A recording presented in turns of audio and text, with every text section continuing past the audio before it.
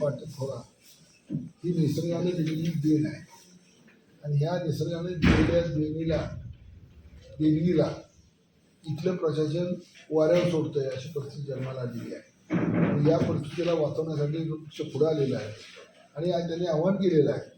की अवैध व बेकायदेशीर व धोकादायक इमारती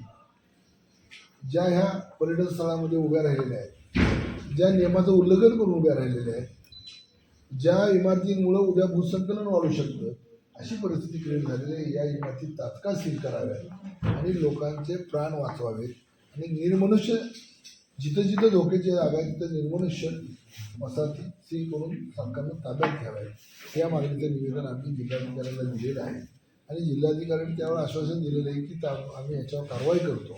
तर या पुढे जाऊन माझी मागणी आहे की जिल्हाधिकाऱ्यांना अशी एक घोषणा करावी की एवढ्या इमारती कायदेशीर आहेत, एवढ्याच इमारतींना कंप्लेशन दिलेलं आहे. म्हणजे आम्हाला कळेल कंप्लेशन इमारती किती आहे, येण्या इमारती किती आहे आणि या मागं कुणाचा किती हात आणि त्याबरोबर मुलांच्या शैक्षणिक पाचगणी हे शैक्षणिक हे आहे म्हणजे हाब आहे जिथं जगातनं मुलं शिकायला येतात आणि आता पावसामुळं त्या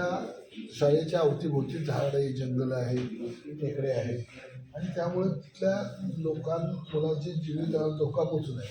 याचं प्रिकॉशन सरकारनं घ्यावं आणि पावसाच्या काळामध्ये तिथं शाळा बंद ठेवून सदरची मुलं 8-8 4-4 दिवस घरी पाठवावी. शाळा पाऊस कमी झाला की त्यांना परत ओढून घ्यावं, पण लोकांच्या विद्यार्थ्यांच्या आणि मुलांच्या जीविताचं खेळू नये अशी आम्हाला जिल्हाधिकाऱ्यांना विनंती करायची. बस.